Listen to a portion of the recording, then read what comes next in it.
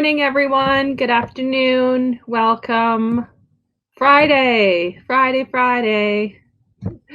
Let me know. I see lots of people I recognize. Let me know.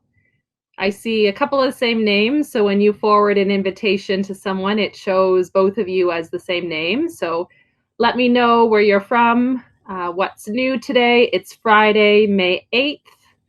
Are you working on reopening your pool? Are you working on closing your pool? What does that look like where you are? I was just reading this morning, somebody sent me a tip-off that Devon, Alberta is the first outdoor pool here in Alberta to announce that they will be closed for the entire summer. And that fits with our provincial guidelines that we are in a slow reopening to the province of Alberta, but there are lots of steps before swimming pools are reached in phase 3 or 4. So welcome. I should have introduced myself. My name's Katie Crysdale. You're here for the Inclusive Aquatics Inventory session. We'll be starting in about 25 minutes. So let me know where you're from. Let me know your facility. Is it open? Is it closed? Is it opening? I guess that's the language that's changing for us right now in aquatics, unfortunately. So Katie Short from Ottawa, Ontario, saying that ideally pools will open after July 1st. Not sure if that means indoor pools, outdoor pools, beaches, or wading pools. Agree with you, it's hard to say. So indoor pools that are year-round, will they open sooner? Will they open later? Because there is more to clean, more to organize. Outdoor pools, will they open at all in Canada? Will they open at all in the US? It's been very interesting to watch each state, each province have different opinions on when to reopen and the minimum guidelines. Maybe the facility is allowed to reopen, but what does that mean for lifeguard safety? What does that mean for client safety? What does that mean for swimming lessons, for lane swim, right? We have so many questions. And unfortunately, I don't have all the answers, but I do think that it's important that we take a stand on those matters that are important to us in terms of safety. So as I was mentioning a minute or two ago, I was thrilled this morning to read that Devon, Alberta has closed their outdoor pool for the summer. They've closed their splash pad, their spray park. Some people might consider that an extreme perspective, but I think that is the most prudent. Out of an abundance of caution, why start and stop the whole summer where we're waiting for more information, we're waiting for new phases in provincial reopening, and that's again presupposing that there will not be a rollback to any sort of changes. So welcome, I'm just scrolling. Lauren in Prince Albert, Saskatchewan, chance of snow tonight, I hear you. Not opening in June, haven't made the decision for July and August and what that will look like, so you still have some time. It's raining and cold today, so hopefully no snow, but it's definitely only, I think, 5 or 6 Celsius today near me in Alberta. So Marcy is saying for High River, they're closed, drained, doing the annual shutdown now with no clear opening date. Let me go ahead and post our Facebook page in the chat box. There are 2 articles. The first one I mentioned about Devon, Alberta is on our Facebook page this morning. 1 second.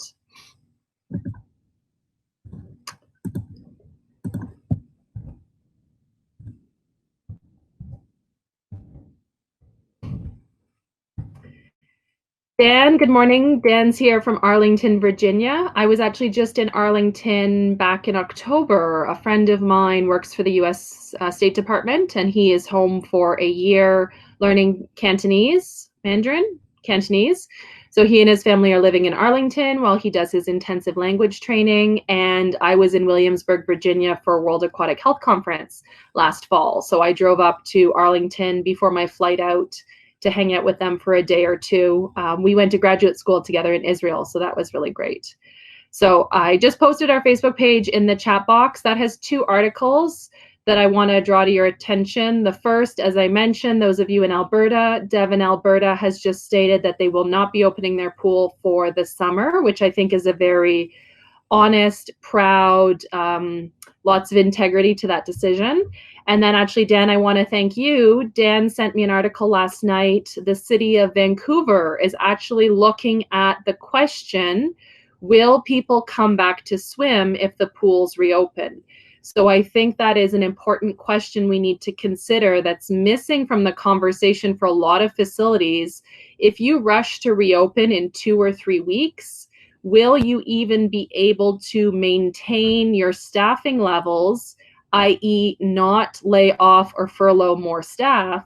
Because what if the revenue doesn't come back? What if the members don't come in to swim? What if there's no drop in admissions? What if there is no swimming lessons?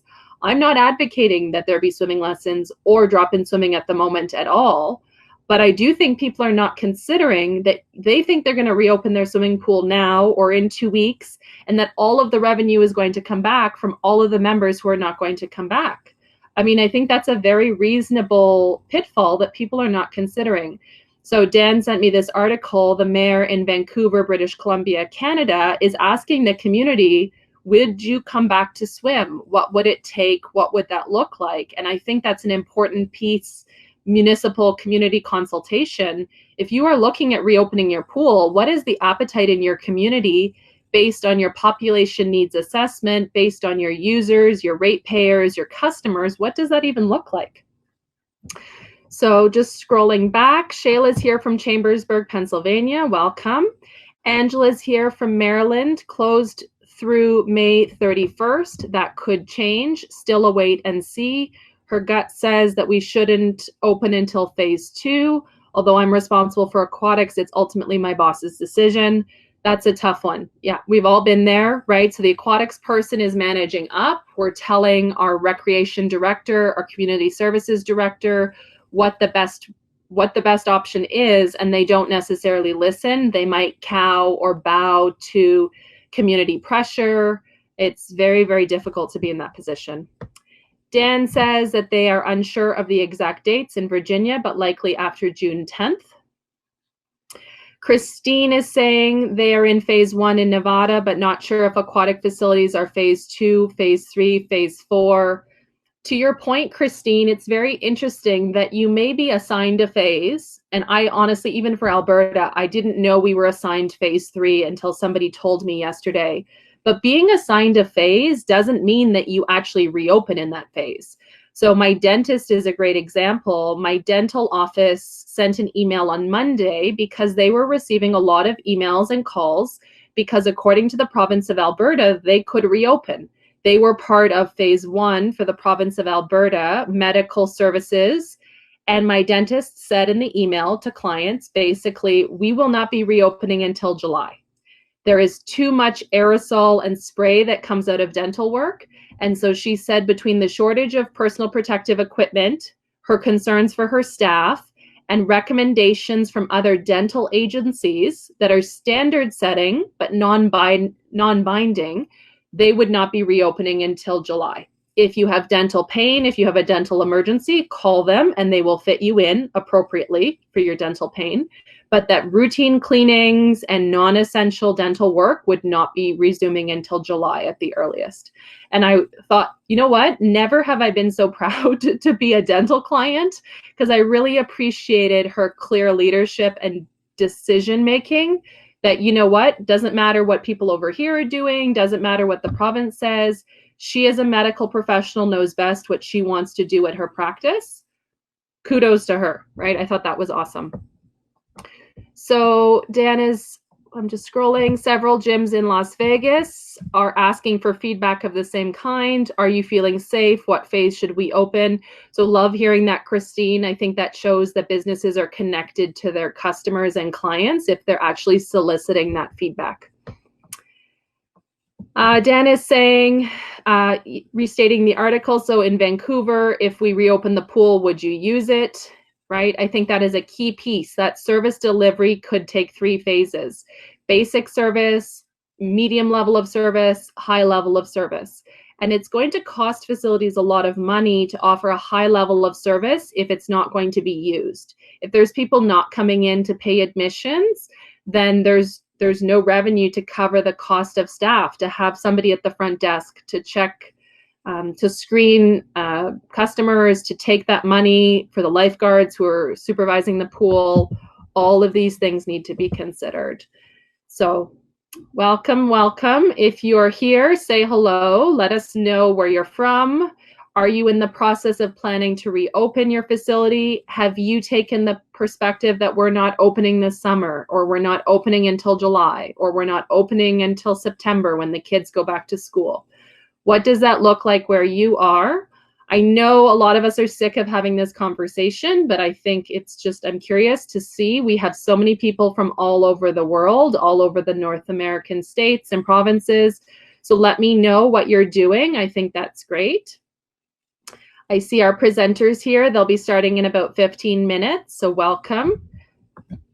Those of you who are here, I want to say congratulations. We had a mug giveaway. So I did a mug giveaway on, what day of the week is it? Today is Friday. So we did it on Wednesday. So Stephanie from Texas, she won a mug. And then another individual won a mug on Instagram, but they haven't gotten back to me. So if you are on Instagram and you commented on the giveaway post on Wednesday, make sure you check your direct messages, because I did message somebody, or I tagged somebody who won the other mug on Wednesday. So if that was you, let me know. Check your messages, check your tags. Welcome. I see Taryn here from Putnam, Connecticut, planning to reopen on June 1st. So a couple of weeks still, but it is probably less time than you would like to get ready, right? If we're thinking about our staffing protocol, training staff, cleaning the facility, getting the pool operations up and running, changing our physical distancing protocols, what does that look like throughout the building? What about cleaning touch points? So doorknobs, handrails, propping open doors that people routinely open. What does that look like? It's a lot of work. Sherry is here from Portland, Texas. No date as of yet, so that's really great to hear. I know Texas, I was on a call yesterday. Somebody was mentioning that the governor had said that pools in Texas could open today, but that depended on the location. So the individual on the call was in the city of Austin, and the city of Austin has a stay-at-home order until the end of May, so that superseded any governor orders, and every region being different, right? So in Austin, as I understand it, they also have to wear a mask in public, and golf courses are open, but yet pools are not open, right? So it depends where you're located. If you're just joining us, welcome. My name is Katie. We'll be starting in about 12, 13 minutes. Let me know where you're located. It's also helpful for our presenters to get an idea of the different people in the session. So I recognize a lot of your names, but they don't necessarily know where you're from, your state, your city. That gives them helpful feedback to know who they're speaking to in their session. So all sessions are meant to be generic best practice. You can apply them in any state, any province, any pool around the world, but certainly their location or your location does inform different things that we talk about. So welcome. I see Stephanie here from Northampton, Massachusetts, shooting to open May 26th or June 1st, depending on what the CEO decides. Masks have to be worn in public here, and of course, golf courses are open, right? So the person in Texas on my call yesterday was joking about, no, Arizona, it was actually Kelly Martinez in Arizona was joking that golf is an essential service in Arizona. Welcome Ashley from Memphis, Tennessee. Welcome Dana from Bonnyville, Alberta. So lots of different people here. Let us know where you're from. I will go ahead and post the show notes for today. We have quite a number of resources that our guests will be sharing with us. So I want to make sure that you have the opportunity to open those up on your computer. They're going to be taking us through some worksheets and activities. And so if you're the type of person that likes to print off worksheets or downloads, you have about 10 minutes until we get started. I will pin these show notes and you can go ahead and open up all of the links that they have provided. There's a scorecard. Don't read them yet until they've been announced, but certainly if you want to print them off, you have about 10 minutes to do that. Welcome, Billy's here from Oregon. Jean is here from Massachusetts. Scott is here from Albany, Oregon. Nevada, Paul is saying going into phase 1 of opening. No pools to open in phase 1, looking at maybe phase 2 in June or mid-June, so difficult to say. Trinity is here. Sorry, I'm just scrolling. From Coppell, Texas. Let us know if, as you're coming in, where you're from. So we've got quite a spread today. Let me also know, what are you doing this weekend? So who's taking the weekend off? Hopefully it is warm where you are. In Canada today, near me in Calgary, it is cold. We were talking about 10 minutes ago, the other people in Canada. So Lauren in Saskatchewan, snowfall warning tonight. Katie was saying also in Ottawa, maybe a snowfall warning. Here in Calgary, it's raining and cool today. So it's, I got a message on Instagram the other day. Another Katie in Edmonton was making fun of me for saying how cold I was. But I hate that range where it's just above 0 and just below 0. I would rather it be really cold or really hot. It's very hard to plan what to wear. So welcome. Scott is here from Oregon Recreation and Parks. The recommendation to our governor that we would phase 2 for outdoor pools and phase 3 for indoor pools in June and July. So quite a range. We've got the show notes in the chat box. Let me go ahead and also let you guys know Monday's session, we had Dominique McDonald here. She was talking about mermaiding and the lifeguard games. So those show notes are complete and the recording is posted. My apologies, some of you who tried to look at the recording on Tuesday. I did have it up on YouTube, but I had to make it private because a bunch of edits I had made just disappeared. I don't know if anyone else experiences this. Sometimes YouTube creator edits just seem to disappear. They don't actually save. And yes, it could be my fault, but typically it's a little bit harder for me than it looks. But the recording is now posted for the mermaid games. I know that was a much requested topic. Tons of resources on those show notes, activities, lesson plans, safety guidelines, product videos, tons and tons of resources to get you started on either mermaid camp, mermaid birthday parties, mermaid mermaid guest visits, I guess, if you have a celebrity mermaid in your neighborhood. Lots of ideas there. I'm still working on the show notes for Wednesday. On Wednesday, we had Trevor Sherwood here talking about his experience as an expert witness in drowning cases as well as pool construction cases. So that recording is not up yet. I'm just working on the edits. And then coming up next week, we have some great sessions next week. We are in the last 2 weeks, starting next week, of this webinar series. I'm already starting to think about what POOLaide will look like in the future. But I am finding that most people are very busy right now, whether they're reopening their pool or whether they're moving into phase 2, 3 of working from home with kids, whether they've been redirected to other parts of their workplace in terms of parks, dry recreation, where they're being used at work. So these webinars, excuse me, will be ending in 2 weeks. We have 6 more sessions remaining. We have all of next week's sessions up on our website. And then this weekend, I'll be working to post the remaining sessions. In the future, any POOLaide, so we will be doing something in the future to continue the POOLaide in a different format. So if you're interested in staying in touch, follow us on Facebook or subscribe to our newsletter. We send a weekly newsletter. I'm currently working on the one that will go out this Sunday. You can sign up to get our newsletter on the website, the Lakeview Aquatic Consultants website. I will put the link in the chat box. Signing up for these webinars does not immediately or automatically get you signed up for our newsletter. That is not privacy compliant in Canada. So if you would like to get our weekly newsletter during COVID, or it's a monthly newsletter when COVID is not happening, go to our website or the link I've put in the chat box and you can subscribe to the newsletter. Letter. La la la. I should have done some practicing this morning. So I have somebody saying, I can't scroll. Sorry, my window today is not great. Scott saying Trevor was great. If you missed it, watch the recording when it's available. Appreciate you saying that, Scott. We got some really good feedback, and I know Trevor said he had a great time. He loved the questions. He's used to dealing with more the mechanical operations side of the industry at trade shows.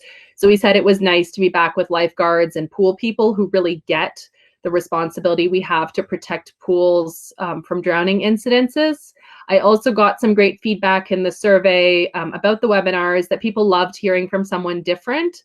So sometimes when we go to conferences, it's a lot of the same faces and they're very qualified and they're very articulate, but it's nice to hear somebody new and different, right? So I heard that as well in the feedback from Trevor.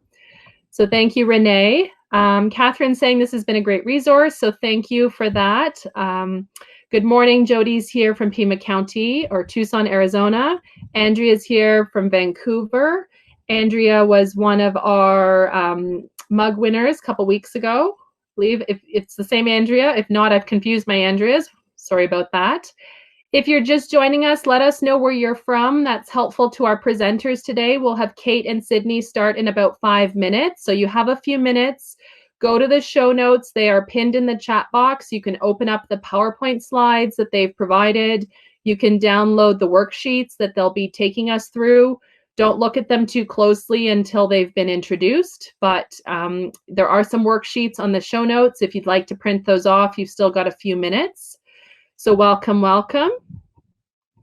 Sorry, Andrea, I confused you with, I realized after I said that, Andrea from Nanaimo. Joshua's here from Seattle. Stephanie is here. So Stephanie was one of our mug winners on Wednesday from Richland Hills, Texas. Gretna's here from Toronto. Jennifer from Ohio. Erin's back from Kawartha Lakes. Is the boss with you this morning? Erin's always very good about tagging me in her Instagram stories. So tag me in your Instagram stories this morning if you're watching this webinar. It's always great to see all of you guys participating and see the different accounts that you have. I see Bonnie from Hamiota, Manitoba. Rebecca's here from Saskatoon. No reopening date as of yet. Lauren from Portland, Maine. Oh, Andrea's saying she got stickers in the mail. Perfect. It was Andrea in Nanaimo, I believe. Ashley's here from Manassas, Virginia. Alyssa's here from Frederick, Maryland. Alyssa, now every time I see your name, I think of the hot zone, that Ebola show we were watching 2 weeks ago at Fort Detrick. I see Sandra here from West Virginia. David Kerr. Hello, David, University of Toronto. I worked at the University of Toronto for 7 years, so a little bit of a blast from the past. I see Rigo here from Los Gatos, Anita from Saskatoon, Damaris from Philadelphia, Angie from Christiansburg, Virginia.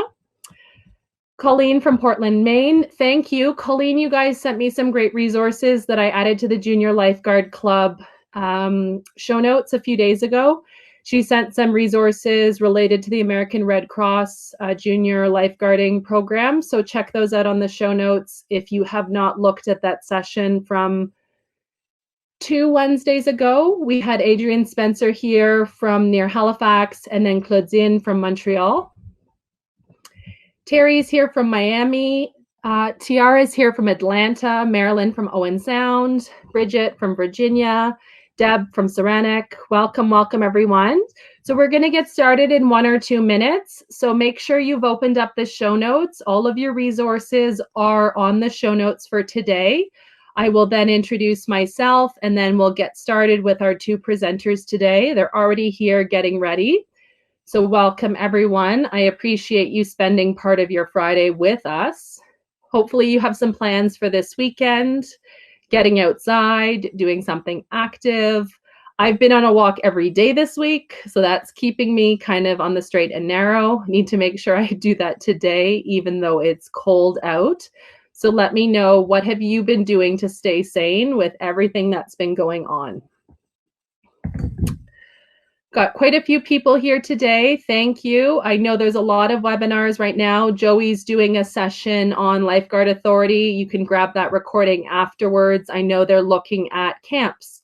So camps is going to be another topic for this summer, balancing that need to have summer camp options for working parents to get kids out of the house. But then how do you keep your physical distancing during camps is definitely a question that I think a lot of people have.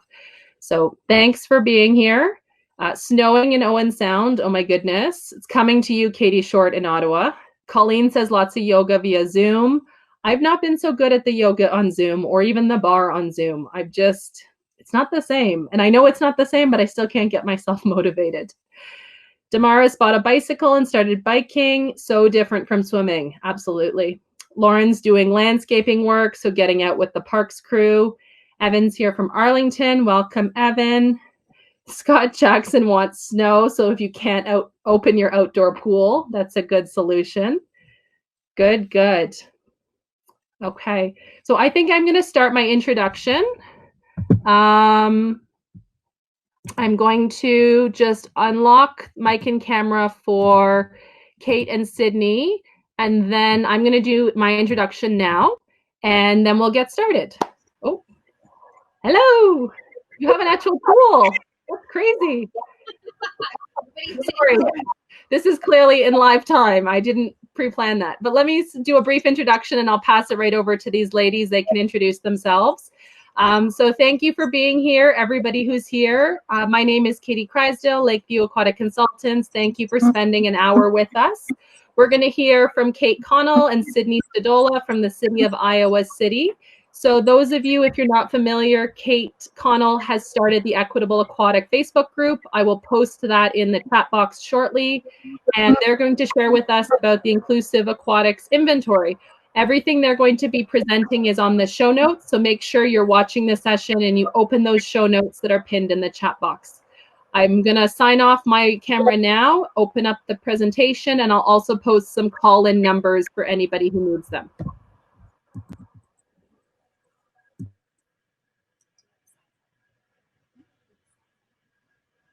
Good morning, everybody. Thanks for joining us. So we are coming to you from our facility, actually. We are in the city of Iowa City, which is in Iowa in the Midwest.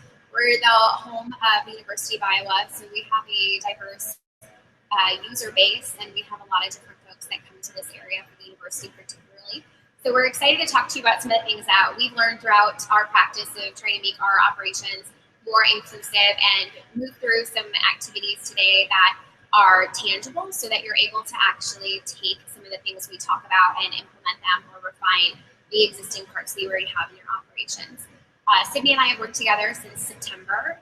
She is newer to her position, as am I. I had her position prior. So we're really excited to be able to do this together because our personal values line up with our professional values of making our facilities really inclusive, our staff really mindful to the differences that happen in our environment, and we're really excited to partner up and do this today.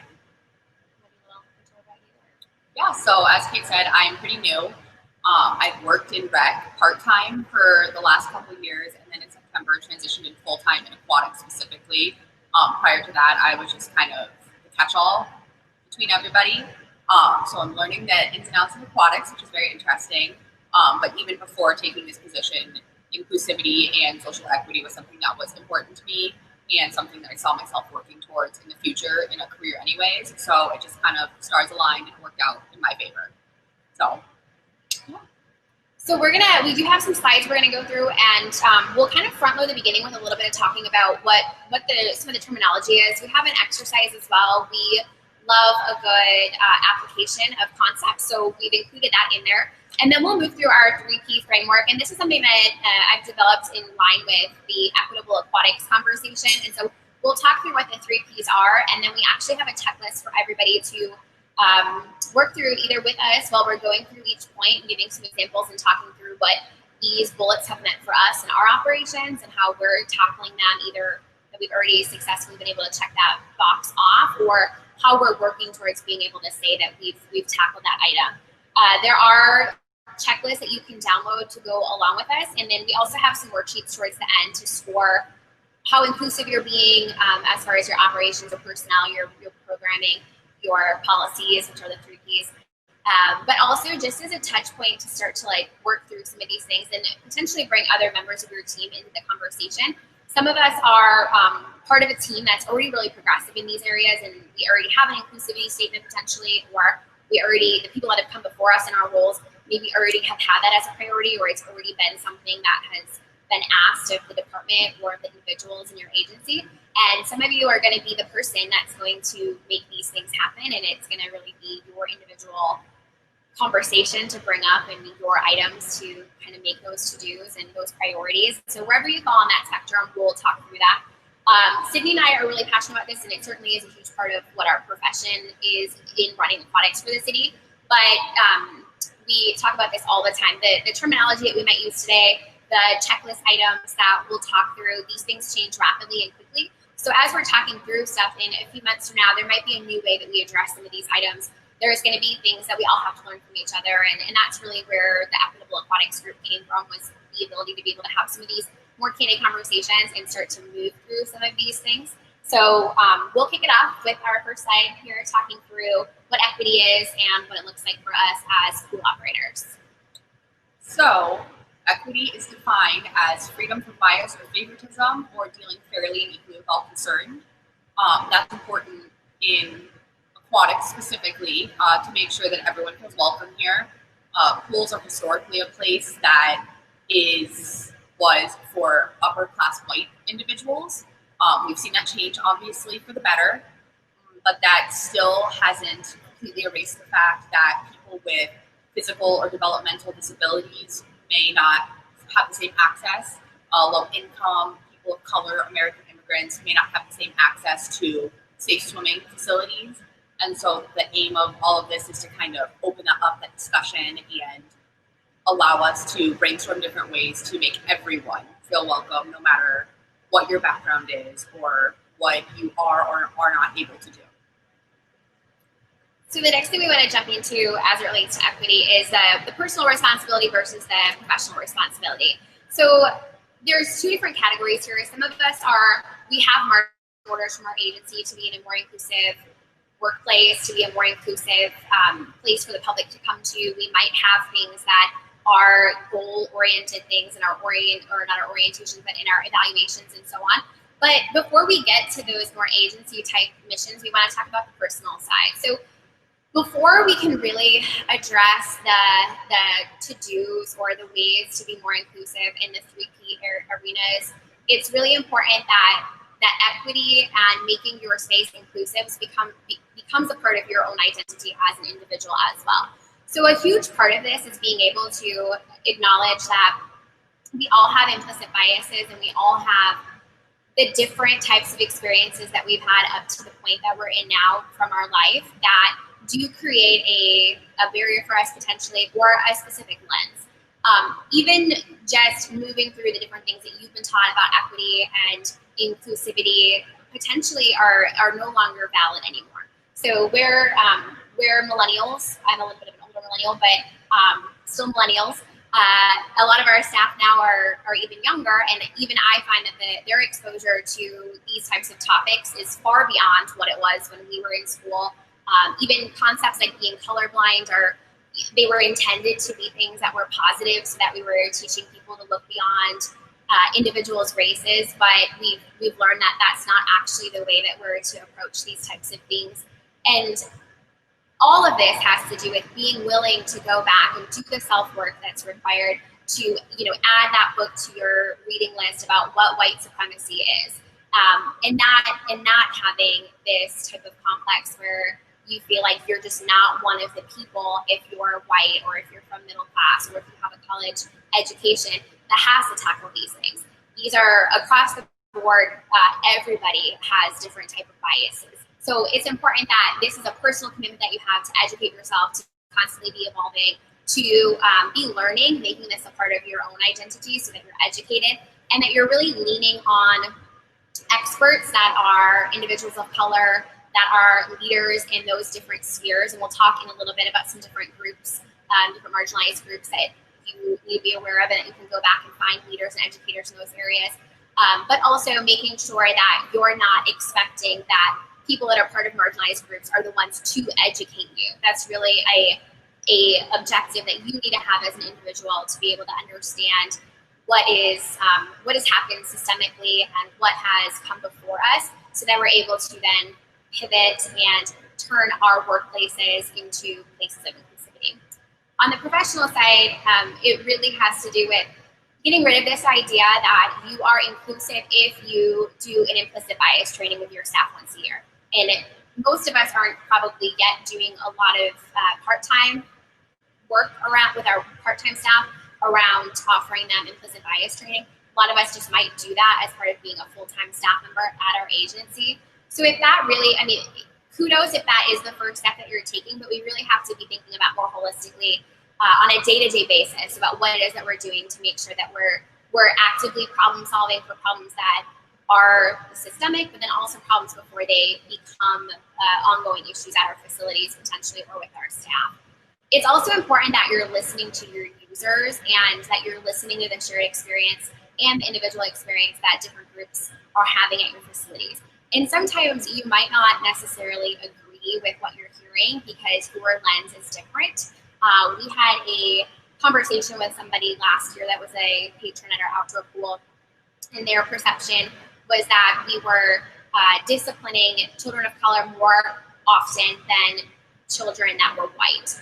And at first, it was really jarring to get that type of feedback because we do, as we'll talk through, we do a lot of different things to address interactions that our staff have with our community members. And when we went back and we paused for a second and we started to think, like, how could this be A, happening, but B, how is this something that also the public is able to observe? We realized that we had some very specific placement of where we had assigned different camps on the deck throughout the summer. And that individual was seeing more types of interventions with dangerous behavior in that area due to where patrons were sitting and the camp was stationed and the kids were swimming. So that was a really eye-opening thing for us to get as feedback. But I do want to express that we can't lean on the public and also individuals of these different marginalized groups that we'll talk about to call us to the responsibility of stepping more fully forward and being as progressive and as inclusive as we can. That really does have to be a personal mission and part of your professional identity to make this a priority in the way that you operate and the way that you show up. So next we'll talk about marginalized groups. As you'll see here, there is a very long list. So some of these things you may be able to identify by looking at someone. Some of them you may not know unless you talk to them. None of them should have any bearing on how someone is treated, obviously, how welcome they are in a facility, how likely they are to be rescued and survive CPR. Unfortunately, those things do often play a part in our society, but the aim of this is to be able to look around that and not view someone as specifically physically handicapped or specifically an American immigrant or anything like that. So it is our responsibility as the supervisors of this center to stand up for these people and make sure that they have a voice and do feel welcomed here. Again, despite any identifying factors they may have physically or not physically, things like military or veteran status. You won't know that unless you talk to someone, but there is a possibility that once someone finds that out, they could discriminate you for any reason. The aim is just to ensure that that is not happening and to identify groups that are more likely to face discrimination, especially in this realm of aquatics. Again, that goes back to predominantly people of color, physically handicapped people, and to kind of be more cognizant of that when you are planning programming and when you are advertising that programming and doing outreach to try and aim at organizations and communities that do have more diverse groups that you do not often see at the pool just on a Tuesday afternoon that have come to last swim. Just another note on the marginalized groups. There are other groups that are not on here. Even just this morning we were talking and there is not an item on here that would be for individuals experiencing homelessness, for example. So this group isn't exhaustive by any means, and these groups are always changing and evolving. An example of, on a personal level, being more aware of these types of things is taking the time to look into what different acronyms are, or LGBTQ has had many different iterations over the years. So just being aware that these things change. Some of these things might feel like political issues or things that are more politically charged, but essentially these are the people that we're serving. And it's important to know where your demographics fall within this list as well. So if you are working with agencies that work with survivors of domestic violence, for example, or if you are in a southern state where you're close to the border of Mexico, for example, or if you're in Canada and there's a really, there's that heavy population of folks who are immigrating to that area from a particular region in the rest of the world. Those are important things for you to know. We'll talk about how to tackle some of that as we move towards the checklists. So next we want to do a quick exercise. So we're really, I made a joke a couple weeks ago on one of the other calls that I think a lot of us are getting fatigued over the calls and the webinar and the Zoom and the conversations and kind of this like artificial new container where we're digesting so much information, and yet so much of it is just that. It's just information and it's not super tactile and tangible things that you can do. So our goal for this is really to do less talking at you and more kind of conversing about what these things actually look like in action steps. So, and this is how we are with our staff too. We're really like, okay, let's talk more, let's do this actual step. So we do want to take you through an exercise. We have a lot of different exercises that we like to do with our staff that cover these range of topics. The one that we're going to do today is an exercise adapted for Garlinda Burton's the FACE test. It's called the FACE test. It is a modified example just to condense the time a little bit because we want to give you a perspective of how these exercises can help individuals take that more personal approach instead of just a professional approach, especially as we're working with younger people. Most of us are working with folks who are not going to stay in the industry likely, and they're here as a launching point for themselves into something that is more permanent and that is more career focused if we're training those seasonal staff members or those high school and college team members. And so we take a huge responsibility for potentially being the first workplace that really highly values inclusivity. So we do a lot of exercises like this with them, and we thought it'd be fun to take you through it as well. So ideally, you have a piece of paper in front of you, and that has a front and a back where you have two pieces of paper, and we'll walk through this exercise. If you don't have those resources in front of you, you can kind of just do it in your brain. If you're like me and you are working from home and listening to something, you might also be tending to a small child or doing dishes right now if you're really lucky to multitask. So that's totally fine. You'll still get the benefit from it as we talk through it. But if you are able to do it and put some pen to paper, it can be really beneficial as well. So I'll read a little bit and then we'll do the exercise. And then we'll jump into our checklists and we'll check in to see if there's any questions as well before we go into those checklists together. So this is called FACE test. Do I have a full picture? So the world is full of thousands of languages and experiences, multiracial and interclass.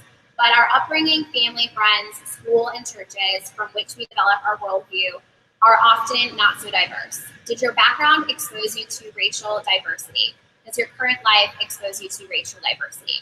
So on the first piece of paper, what we're going to do is I'm going to read 8 different prompts, and for each one, if you identify with it, you'll draw a part of the face. So it could be the eyes, the ears, the nose, the mouth, eyebrows, and so on. You'll want to start with making a shape of,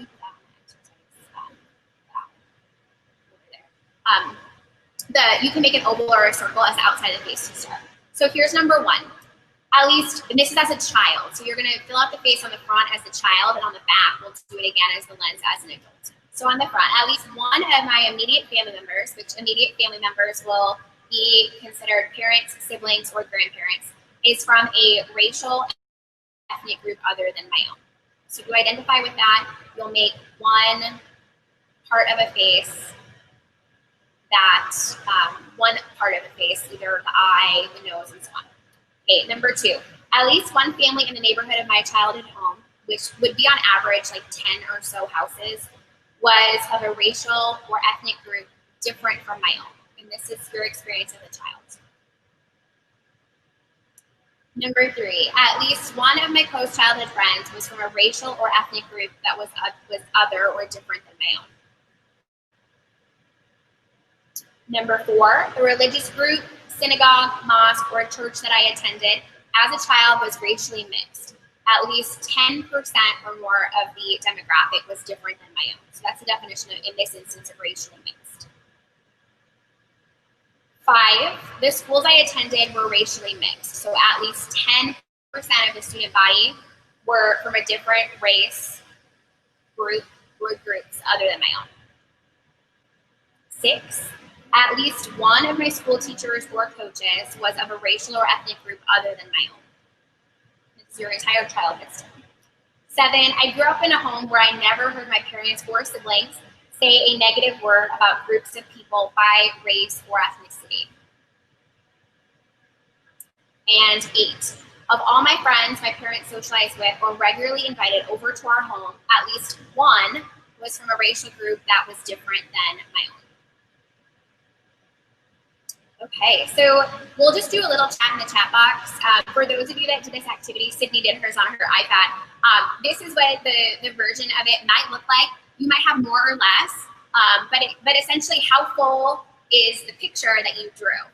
And we'll open up the chat a little bit just to take a look at some of the ahas that people had. And I'm not the tech, I'm the mouth and she's the design. Someone's face was completely fantastic. Good. Great. Let me scroll back down there real quick.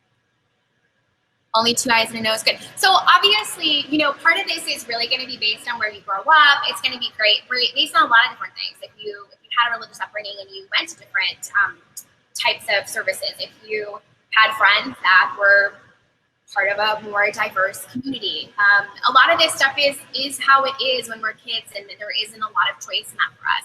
So to flip the page, theoretically and physically, we're going to talk now about your experience as an adult. So I'm going to read 7 different questions. We're going to start a brand new phase, so make a circle or an oval, and we're going to look at your current exposure to diversity. And this instance of diversity really is talking more about racial diversity, ethnic culture groups, but this is really just a lens. One of the things that we do with our staff is we turn these questions, instead of doing a face, we have them fold a piece of paper and we go through a list and we say, of the 7 people that you're closest to, make a list of those people. Who are they? 1, 2, 3, 4, 5, 6, 7. And these are individuals that are not your immediate family, not your parents, your siblings, or your parents' parents. And then from there, we ask them these questions. Are they differently abled? Are they heterosexual or other? And we go through and we look at how diverse their immediate circle is, because this is a way for us to really call in our experiences. And we're not here to call out the period that we're up to, but if we are not able to actively learn and implement things that we're understanding, then that really does become more of a call out type of example. But right now we're just trying to call people into the fact that their experiences are going to be vastly different. And understanding that I grew up outside of Boston, so my lens is a little bit more diverse than my husband's, who grew up in a really small farm town in Iowa. And that's also part of this, is we're all from different places that have a lot of different makeups, and things are changing with diversity as well, and the exposure that all of us have on an ongoing basis. So to wrap this up, let's do the adult version. So this is your current adult life. So number 1, at least one of my extended family, this is including cousin, spouse, and then any in-laws, so it could be a sister-in-law, brother-in-law, mother-in-law, father-in-law, is from a racial or ethnic group that's different than my own.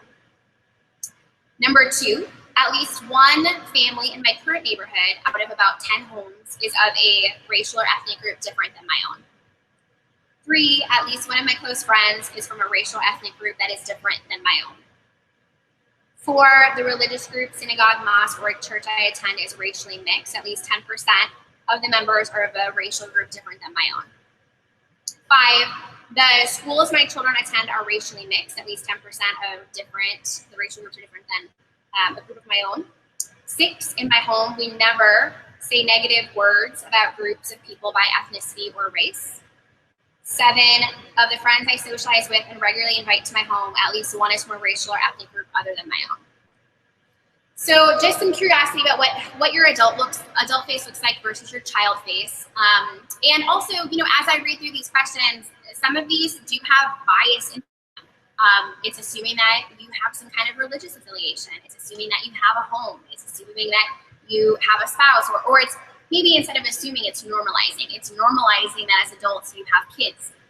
So there is still a lot of stuff that's packed in here. These things aren't perfect, but they can start as those launching pads to start to have more of these dialogues with individuals and with your staff. And it also can serve as the start of a container to have some of these conversations. One of the things that we try not to back away from is getting it wrong. You know, we're not we're not always right about the things that we know for forever. We don't know what we don't know. And so this is a really good starting point for people to begin to have these types of conversations and build smaller, bite-sized opportunities for engagement on these topics about social equity and diversity and racial groups and so on in ways that is contained. And you don't need to have special training to start to kind of flirt with your conversations around these things either. You just have to be willing to take those first few steps. So it looks like a lot same face, rural Pennsylvania, yeah, Marquesas people, Iowa can feel like that sometimes. Yeah, so, and this is, somebody got yours this time, excellent. So it's completely, it's so much of this is experiential and it's different, and there's different ways to approach this, but this is just a good one to show you that it can be quick, but it can be kind of that spark to start to have more of these charged conversations in a safe way with other colleagues, but also with your staff as well. Okay, we are going to transition away from this exercise, and we'll share this exercise and a few other that are part of a toolkit that we really love and use. We didn't send that to Katie in advance, but we'll get that posted in the Facebook group, and we'll send it in the show notes as well. So we're going to talk about a few inclusivity checkpoints, and then we're going to get into the real heavy duty part of the 3 Ps and talk through the checklist that we have designed as well. So, simple inclusivity checkpoints. So these are just little ways that you can kind of ask yourself and gauge where you and your organization are in terms of inclusivity and being more mindful about it. There's no right or wrong answer to these. If you go through every single one of these questions and the answer is no or I don't know, maybe that can spark an idea of different policies or different kind of checkpoints that you can put in through, say, the interview process or program planning or anything like that. So first, do you ask questions about diversity during your interview process? So Kate does all of our interviewing, but she does ask people, what is the time that you have faced discrimination, or what is the time that you have witnessed a situation that could have resulted in discrimination, and what happened during that situation? So that's kind of an easy way to gauge how people are feeling, if they're blending into the culture, or if maybe there's someone that could benefit from a little bit more information. Like Kate said earlier, we never know everything. Everything we know today about inclusivity could very well change tomorrow or next week. So keeping that in mind when you're talking to people about this, and recognizing that just because someone may not have an answer to a time that they've seen discrimination or anything like that, they just may not know any better. And so that's an opportunity to educate them and kind of go through the process with them, and you'll likely learn something from them as well. So on here as well, do you have a mission statement regarding inclusivity and job descriptions? We have actually recently found out that our city does have an inclusivity statement. As far as we knew, it wasn't posted anywhere, but we're happy to know that it exists now and are working on integrating it into all of our manuals and staff training as well. That being said, we do come from a more progressive area in the state of Iowa, so I think that's a large reason why. That being said, we should be moving towards that being the new normal. Just a quick thing about that too.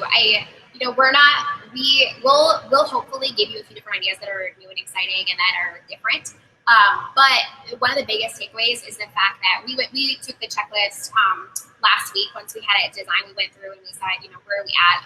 A lot of the things on the checklist are things that we have done for some time. I've been with the city for 8 years. Sydney's been with the city for 2 years, a little bit longer, 3 years. And so we've done a lot of this stuff over that time. Some of it was going to happen this summer, which is a bummer, but it can happen when we do reopen and with our new frontier, whatever that looks like. But do take away the fact that we just said that we've had an inclusivity statement since 2017, and we just found it last week.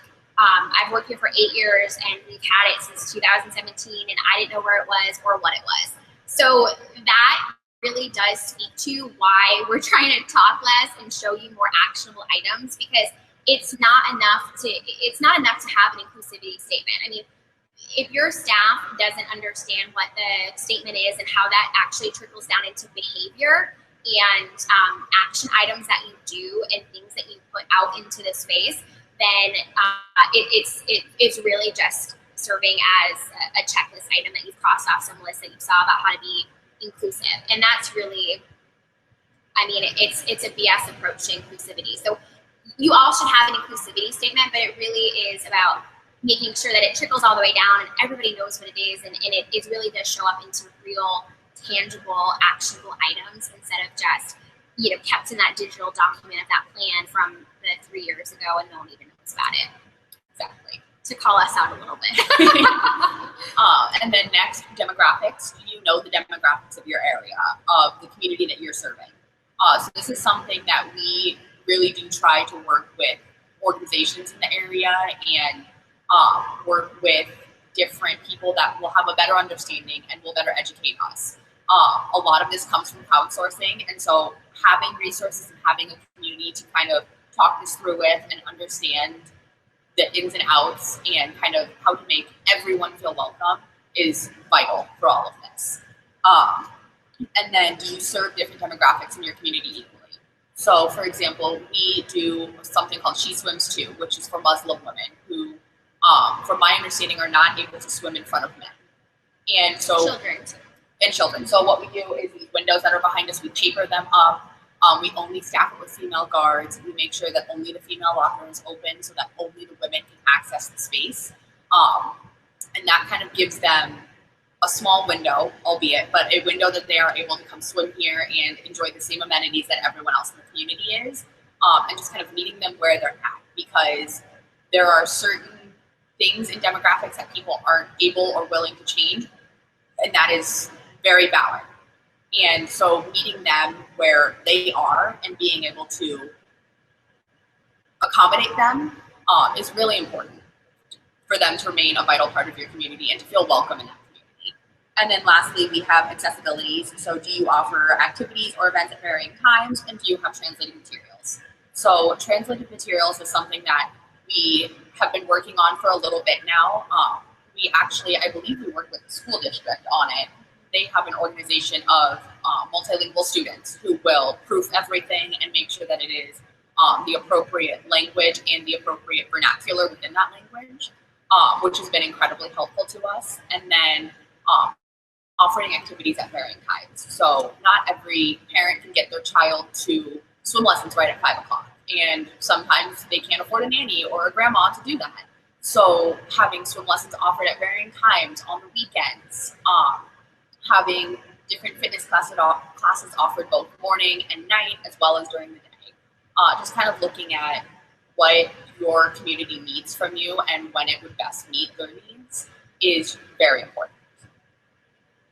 All right, we're gonna dive into the 3 Ps. So this is a framework that I developed, and Sydney's helped me refine it quite a bit as well. And it's the lens that we use when we are working on all of the inclusivity and all the operations that we have. So we break it up into 3 different Ps. We are a city-run agency, so it may vary a little bit depending on what your charge is in your particular. If you're self-employed, it looks a little bit different. If you're at a Y, if you are at a private organization. But for us, it's really the 3 Ps really are the pillars, if you will, of our operations. So P is personnel. Sydney's job almost exclusively is our training and our scheduling of our staff. So we run 3 pools. One is a seasonal pool, the other 2 are year-round. We have 4 splash pads, and we have a lot of programming within there. We have a lot of special event type of programming that is designed to be outreach type activities. We take about 3,000 swim lessons a year. So the personnel is a big part, making sure that our staff are the actual manifestation of our inclusivity statement. Because if we're not giving them those tools, then we're dropping the ball. We're missing the mark on that. Which has a lot of different layers for us. It's not just the staff training, it's the hiring, it's the conversations, it's the willingness as a 18-year-old to have a conversation about somebody who walks in and talks about those people. And that's really a huge part of our passion, I feel like, is giving them the tools to be able to do that. So that's the P. We're gonna go through the checklist here in a moment. Policies is the operational stuff. So how people use locker rooms, the rules that you have, and how inclusive or not they are.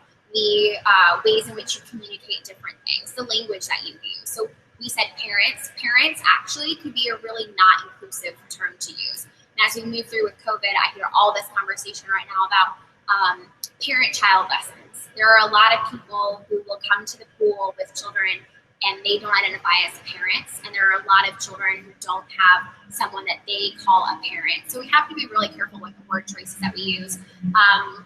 And I think sometimes we feel like people are really sensitive, but here in a minute when I break down these a little bit more, we'll talk about microaggressions, and microaggressions are basically like the little mosquito bite that it's just a mosquito bite, but when it's just a mosquito bite every day and you're getting a little kind of bite every day about something little, it's not little. It's over and over and over and over again, and it's exhausting.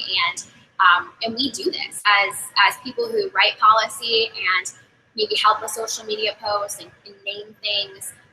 We can either contribute to that, or we can take a step back and ask ourselves, what is the intent here of the messaging, and did I do the best job that I could with the actual words that we used? And then programming is the last one. For some of us, this is the favorite part of our job. Programming traditionally in aquatics looks like swimming lessons and swim team. We've really tried to carve out things that are different, that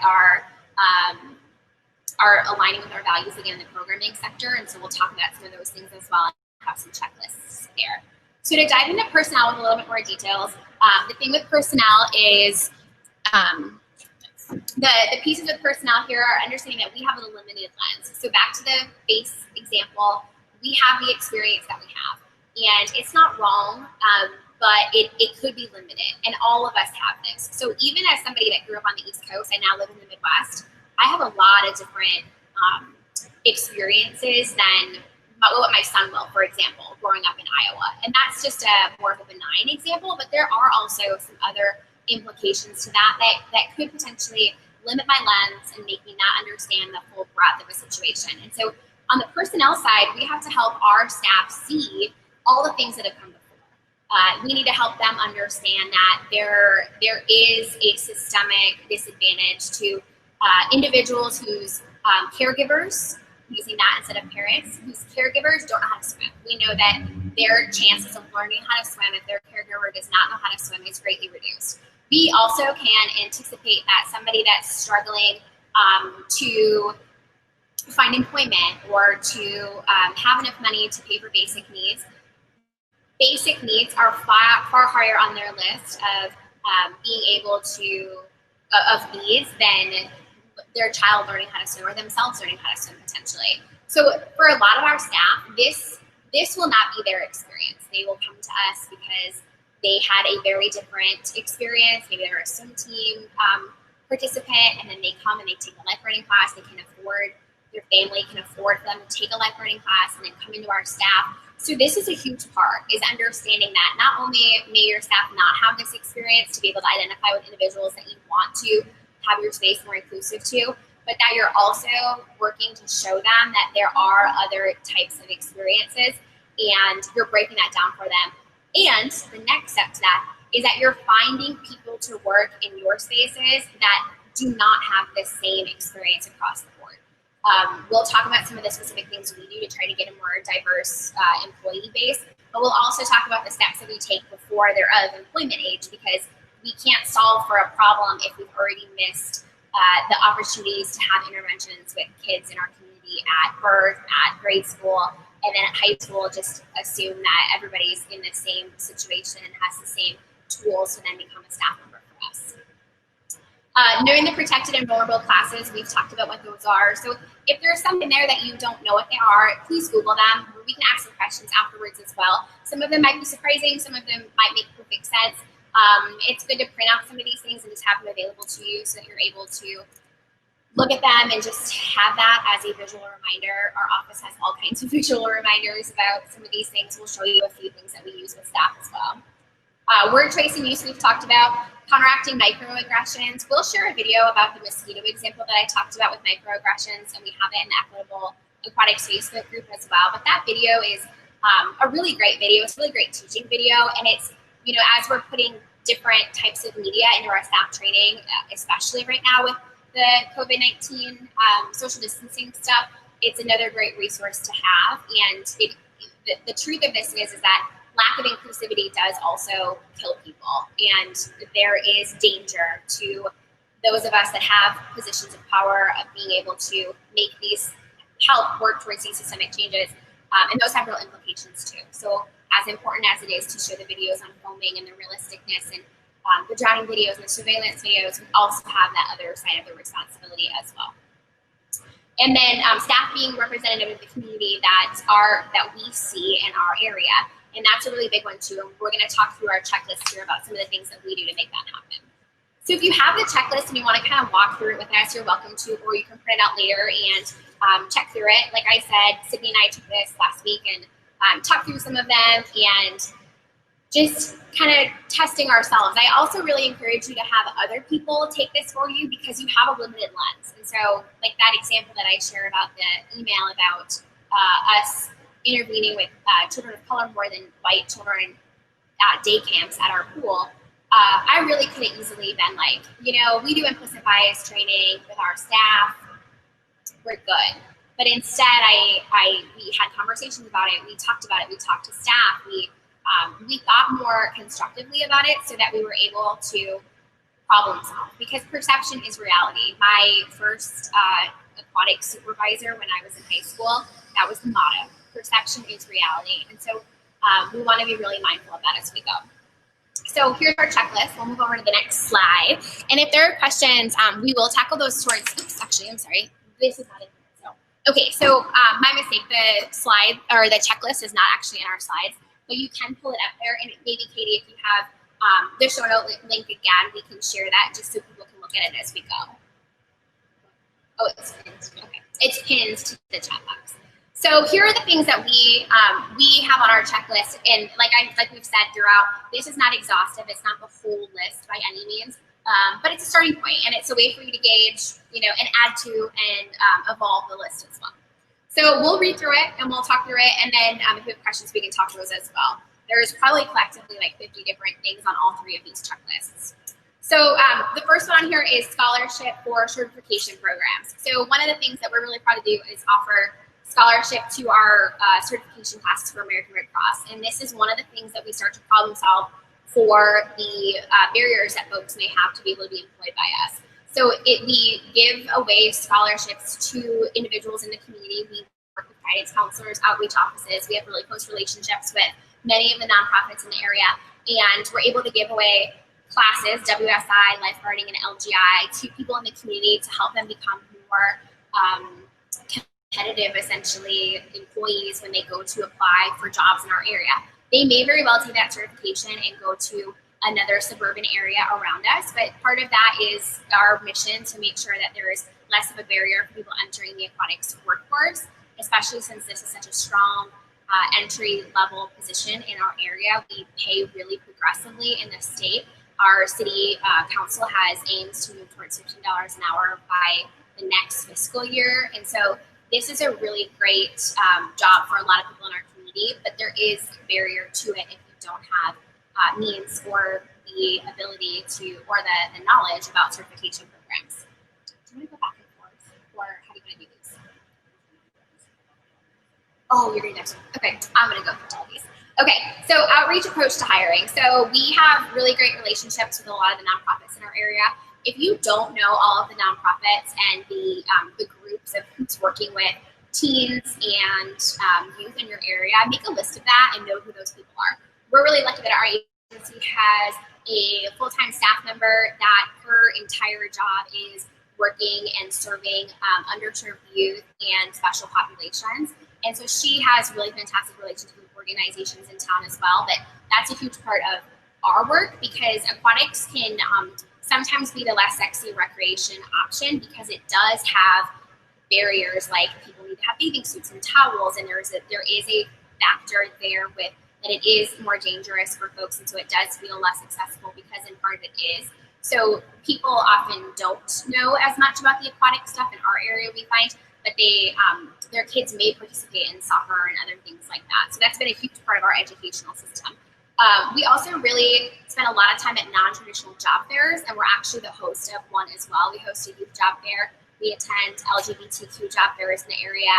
We purposely schedule job fairs and things that we do at times where we're thinking, you know, what about the kids who come home after school and they are taking care of their younger siblings because the adult in their home is working the night shift or has a job where they work weekends. And so we try really hard to think about different ways to make job fairs accessible and non-traditional, because we're not just looking to funnel in the swim team kids into our workplace, although we love our swim team kids too, and we have plenty of them as well, but we do want a good mix.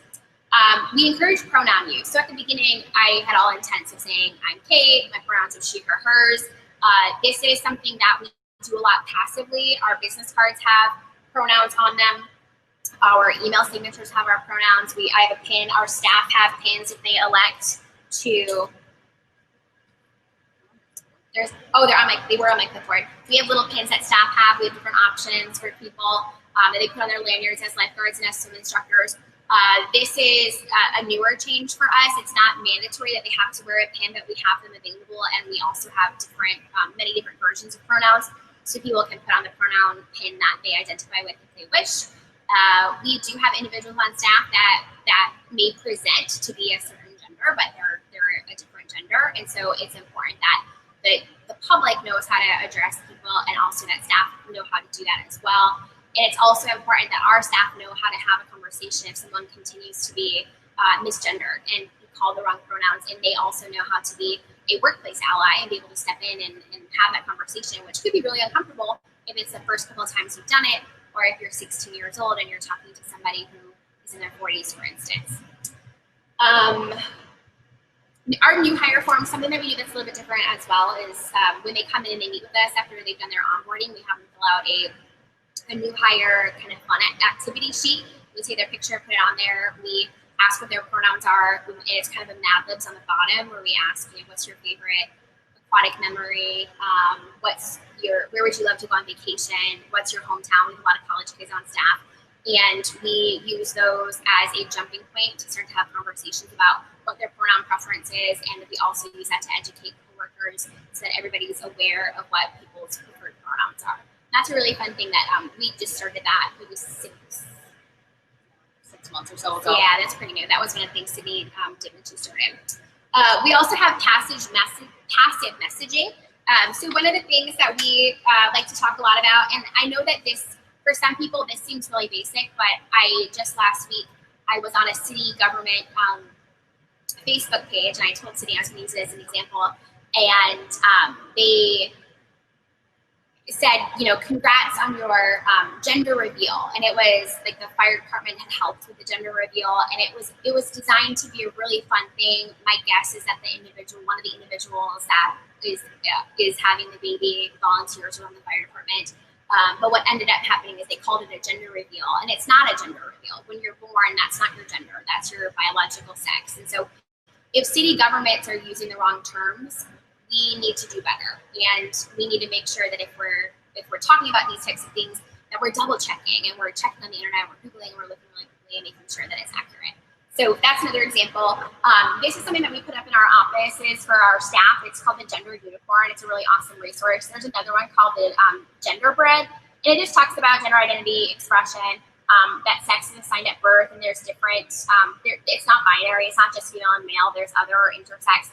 And it just introduces some of these terminology. It's in the lifeguard office so that people see it. It's super passive to print this and laminate it, but it is one of those small steps you can take to make your workplace more inclusive. It might be the first time that somebody sits down for a second and says, oh, your gender identity is different than who you're sexually or physically attracted or emotionally attracted to. Who knew? And then they can learn more about it from there. So this is a really, something that we really love to use as well. We're going to speed up a little bit. We're chatty games. So diversity is a value. Diversity is a value for us, which means that it also is represented in our evaluations for our temp staff and full-time staff. It's something that we talk about in our interviews, like we mentioned, and it's something that when we sit down with new people that we're interviewing, we talk about what our values are, and we also talk about behaviors. One of the things that we're really proud of is that all of our values in our manual have actual behavior. So a value of diversity is that you introduce yourself with your pronoun and you use the right pronoun choice that someone prefers. That's how we show respect. That's how we show diversity understanding. That's how we show that we're an inclusive person and an inclusive workplace. We don't use any gender terms in any of our manuals for staffing. That's a really small thing you can do to just change and edit up your manuals. We use surveys to gauge our workplace culture with staff, and we ask them questions like, where do you feel like our priorities are? Where do you feel like we could be more inclusive? We do a lot of polling of our staff, and we find that our staff have the best ideas. We sit down every semester and meet with every single staff person for 10 minutes and ask them a series of questions to give them the floor and actually see what's going well, what they're celebrating inside and outside of work, what they're celebrating that they're seeing other coworkers do. And it's a really tangible way for us to get a pulse on how we're doing, because we have a limited lens and we might feel like we're super progressive and we're super aware, but we're missing things. We're always missing things. You can create a staff-led oversight committee for diversity, culture, and inclusion. You can have specific tools for training with staff that make that give them tools to be able to have conversations with patrons. So once you've been in aquatics long enough, you've seen everything. We've had guards be sexually harassed by patrons numerous times. We've had people say inappropriate things on the phone and in person, over email. How do we deal with those things at a temp staff level and also at a full-time staff level? We have implicit bias trainings in our onboarding, in our seasonal training, and we have it throughout our in-service training as well. We role-play difficult conversations. So this is one of the things that is hard for everybody, is to know what to say and how to say it, and flex that skill of being able to do that over and over again. We have a diversity policy that we made from an aquatics lens that will add that inclusivity policy to as well. And we have staff sign off on that. So just like we have them sign off on their validating zones and EAPs and their awareness about our sexual harassment policy, we also have them sign off on our diversity policy. So they know that, that joke that might be funny, it's not funny and it's not appropriate in the workplace. And we talk about what some of those really passive microaggressions might be about that kind of joke. And we build it all the way up to explicit issues that people could have in the workplace as well. And generally, our staff is fantastic, and we really haven't tackled a lot of issues. We have tackled some things, though, with patrons for sure about these topics. We run supervisory trainings to help them learn how to intercept these conversations and have them with staff. So when you're friends and you're supervising your friends and someone's saying something, we teach them exactly what to do, and we have a lot of role-playing built into our training around difficult situations and difficult conversations. If it's difficult for us as adults to talk about some of these things because we're worried we're going to say it wrong, or in our case, we're worried we're going to say it wrong and then it's recorded, it's hard for teenagers and youth as well. So take the variables out, make it as easy for them as possible, and make it something that they're going to be able to take with them when they're off the pool deck and they're working whatever profession they choose. We have sensitivity conversations with staff. We try to foster young aquatic professionals as much as we can. We work with the University of Iowa to see who's interested in aquatics. Most of them are interested in marketing like the Cubs instead of coming into aquatics. So we do have to work on the image of aquatics being an awesome profession. We educate ourselves on multicultural timeframes and different holidays and celebration times and what that might mean for implications for our staff. So this came up for me last year. We took all of our managers to an in-state manager training, and one of our individuals was celebrating Ramadan, and I didn't really know that much about it. And so when we had lunch, him and I had a conversation, and he talked to me a little bit about what the time period was and what some of the restrictions were. And I used that as an educational time to not ask him to teach me, but to go back and learn about ways that I can be more available to him. So in the future, I know that I offered him water because I didn't know that he also couldn't drink. Now I know, and I know that because he said no thank you, and then I educated myself on the back end of what does it mean when you are fasting, how long is it? And so I know if we had a normal year this year, it would fall during the same time, and I had plans and talked to the facility in advance to know that he could go to a different area and just sit and relax for a little while because his energy level would be lower because he's not eating and drinking. So these are real applicable ways that we can learn and go and just understand more throughout his experiences of learning. We include prompts and scenarios, like Sydney mentioned, through our interview questions and processes. We include sections on our evaluations, like I mentioned earlier, about inclusivity. All of our job descriptions and postings are non-gendered, and they do include some kind of line about diversity and inclusive space. We have action-based examples during staff training. We talk about what equity looks like when we're doing our staff training. So women are less likely to be given life-saving CPR because people are worried about what to do when you have to cut a shirt open of a woman. So if you listen to Kelly Martinez's session on realistic in-services, she talked about cutting across the body instead of up and down. That is something that is super applicable that you can take back to your staff, and you can talk about the fact women are less likely to get life-saving CPR. That is because people are worried about cutting open shirts and exposing bare chests of women and breasts. Here's how we problem solve for that. We don't have to be afraid to have these kinds of conversations. We just have to know that we need to tackle it in some specific way.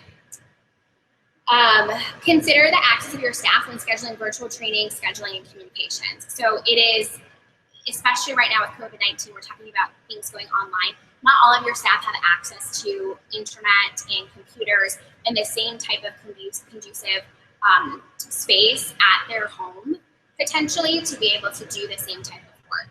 So this is something to be really cognizant of as you potentially move more online, and also when you're hiring people. Not everybody has a laptop at home. Not every 16-year-old has an iPhone, contrary to maybe what you've seen in your space. So being aware that some of these things could preclude staff from being able to be as roped into your culture potentially, or even just being able to be part of your workplace at all.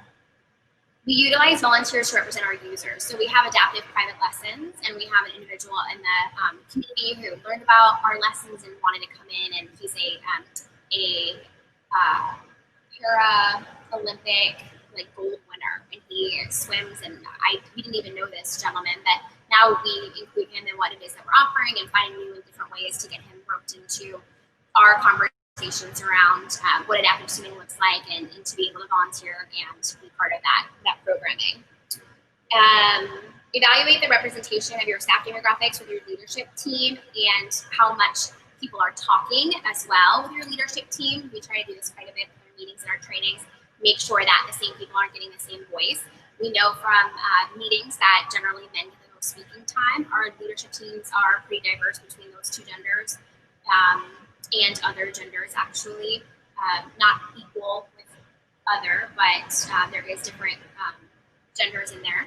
And we try to be really cognizant of that, and we try to empower different people to have that voice. And then lastly, we talked about the non-traditional job fairs already, but just another reminder about job fairs and creating opportunities to get different applicants that you might normally. That was a lot. We have 2 more like this, so we're going to keep going, and we might run a little bit more than an hour, but we're fast on them, so we'll get through as much as we can. So next, we'll talk about policy and the 3 Ps. So on the slide here, as it says, we are aiming to serve group and individual organizations and individuals. And then we audit if we are serving protected or vulnerable classes as well as we can, and examine barriers. So for example, we have a swim lesson scholarship. Previously, you could fill it out online or you had to come in, but it was only in English.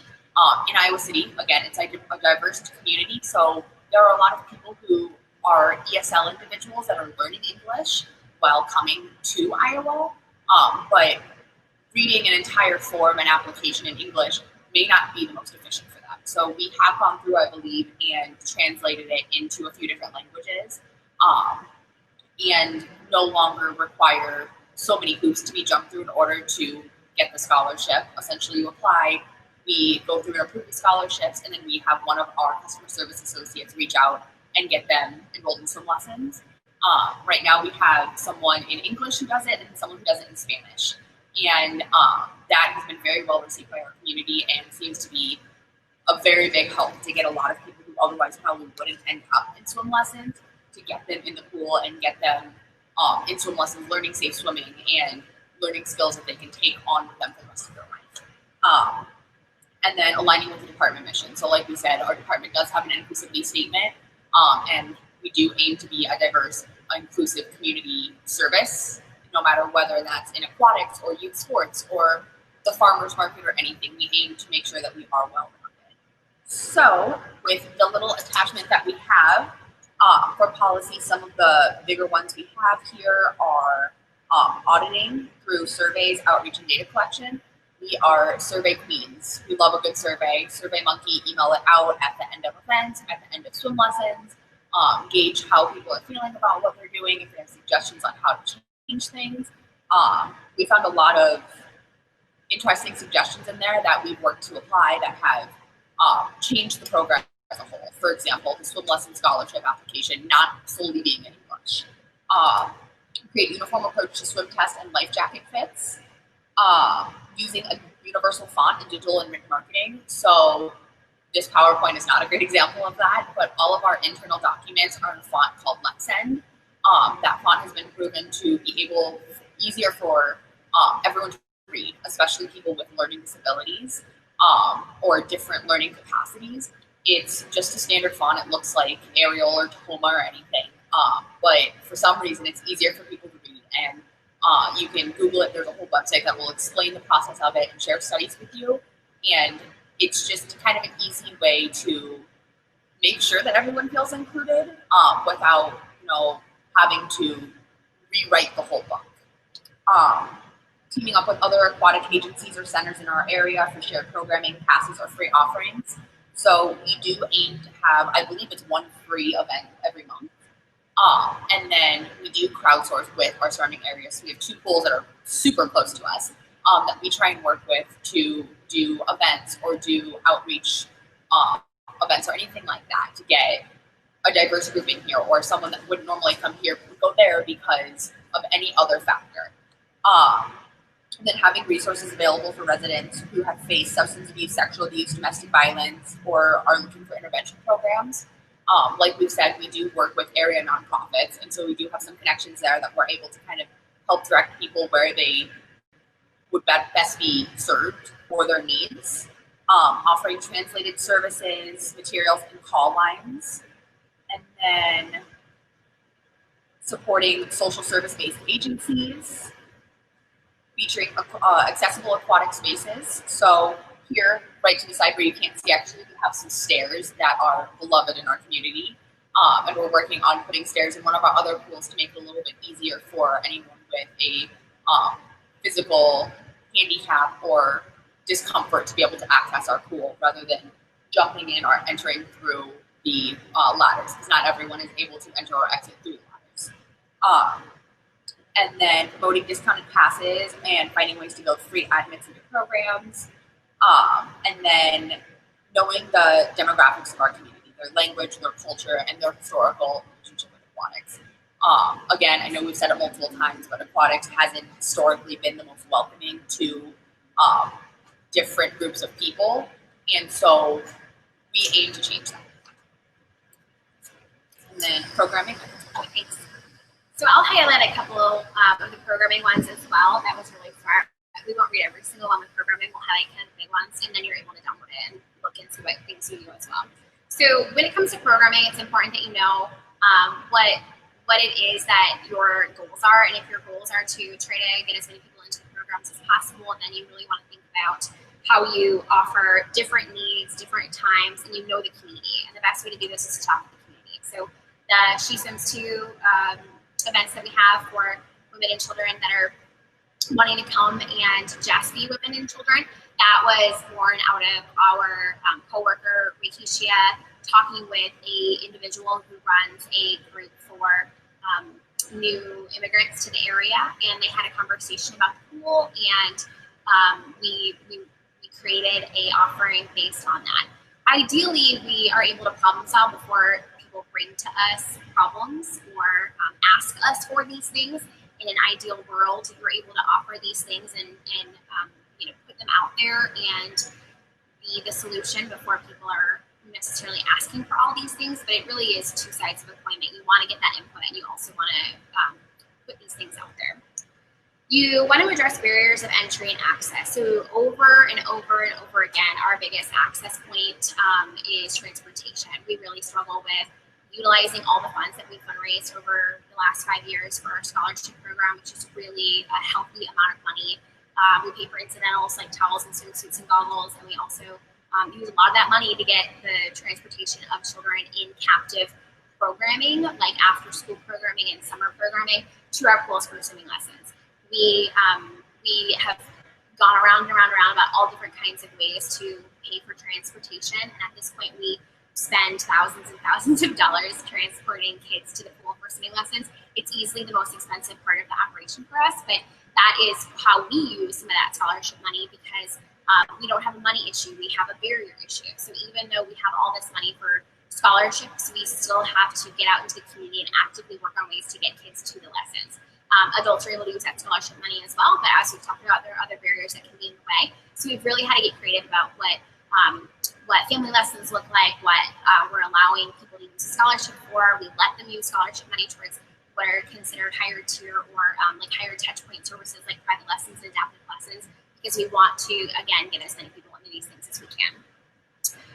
We also make sure that you're reaching out to all community members and that you're offering programming that also is could be intersectional. So intersectionality is when somebody may belong to two different marginalized groups. So you could be a person of color who's also a woman. That intersectionality is the space between being part of two different marginalized groups. We've had a lot of luck with niching things down and getting really specific about how to offer different things to different groups. There is a difference between providing things just for a group of people and making sure that all of your things allow you to have anybody come to them. So you really do need to play that, both sides of that, where you're able to make sure that what you have existing is something that people are invited to come into, and you actively invite them into your programming, and then the other side will come into our programming for specific groups. So some of the things that we wanted to highlight are the specialized lessons. I think that what the future looks like for swim lessons and private lessons is a little bit up in the air right now, but we do specific types of lessons, sensory disorder specific lessons. I know the Swim Angelfish had a group presentation as well that potentially Katie can link to as well. Preteen lessons, we know a lot about data about teenagers and drowning, so it's a really important group for us. LGBTQ teens, so teens that might be transitioning potentially, or might have be with people who have various gender identities and are on the wide range of the spectrum instead of just a binary, that's a woman, that's a man. But they also have a great community organization called UAY here, and we work with them on those types of lessons. We have a lot of neighborhood-oriented programming, so you can't teach somebody how to swim in a splash pad or in a fire hydrant that you've opened up in a street, but you can start to build the building blocks towards water access and water use. So some of the things we do with that specifically are splash pad parties and programming, and then also we have started to program hydrant parties that we learned of through Omaha Parks and Rec. They do many hydrant parties throughout the summer in different neighborhoods, and we particularly pick areas that have less access to our actual pools, and we get programming into those areas, and we talk a lot to those people about other resources that we have and tackling other types of barriers like the transportation, the financial piece, and kind of problem solving for some of those ways to get kids in lessons, and also to get kids to the pool and families to the pool to recreate and create that third space at the pool. We really want the pool to be beyond work, beyond home, a third space where people are congregating, coming together, and having healthy and happy experiences with us. We this summer was going to be our debut of Pride at the Pool. We were really excited about Pride at the Pool. To debut is the 50th anniversary of the Pride Parade here in Iowa City, which is one of the oldest Pride parades in the United States.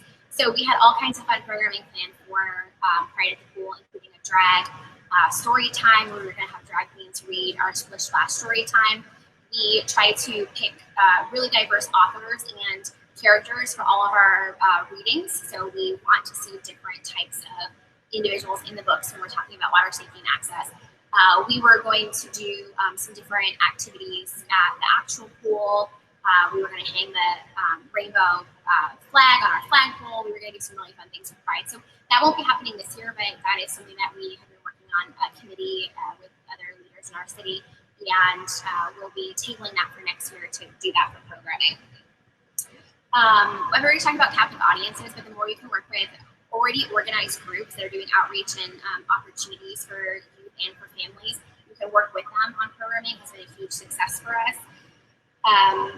We also make a goal to offset a certain amount of money every year in reduced passes and punch cards. So we have a really large scholarship fund, but we also try to do a lot of promotion for our lower income passes and punch cards. And so that requires us to educate staff, customer service staff, our aquatic staff, to talk about that a lot, because they really are the touch point to make sure that's happening for people to know about it and then opt into it. We regularly try to evaluate what types of programming that we're doing that might have any implications, that it is gendered, it's religious-based, it is exclusive to specific groups. So we wouldn't have something like a dad and daughter swim, for instance, or I'm trying to think of some other things that are kind of common that people might have. Dad and daughter, mother-daughter. Like specific gender type things. We try to make it more open-ended. And then with that, we also try to do passive education. So it was just Black History Month in February. We had a cool display about people in the aquatic space that are individuals of color, that are Black Americans, Black Canadians, different people in this space that are famous for some kind of physical accomplishment or being the first to do some different things, some trailblazers. And that's a really low-hanging fruit thing that you can do, but it normalizes that you have people that come to your facility that look like different people and like the community and all different individuals. I think that's it. Oh, team programming is the last one that I'll point out. So team programming is a really big one. We are individual that works with us does underserved youth. We do a lot of team programming to keep teams in our area busy. And so that looks different, because I think the teen demographic can be challenging sometimes to loop them into learn to swim offerings, but we've approached this in some different ways to make sure that they're safe when they're at the pool, so we can take that skill and translate that into open water when they go on a boat, potentially when they go on a field trip, when they go on vacation, and so on. So we do some junior lifeguarding, recreational swimming. We, with the job fairs, we're also trying to talk about skills and certifications that go back to that scholarship program we have for certifications and the like. So that's been a really fun group for us to program for as well, and we've seen a lot of outreach and engagement from that. Okay, we want to finish up with some resources before we take to some questions. There's a lot of information here, which is why we made those checklists that you're able to go back through and see and take and tweak and figure out how you make this work for your facility, or how you up-level what you're already doing, or even better, like email us and say, we took what you just said a step further and this is how we do it. That's how we learn. All of us are constantly getting new information from different sources, and you wouldn't be here if you didn't have that growth mindset of wanting to learn more and do more and further develop what it is that you're offering at your facilities. So a few different resources, we'll have all these tagged in the show notes because Katie is organized and fantastic.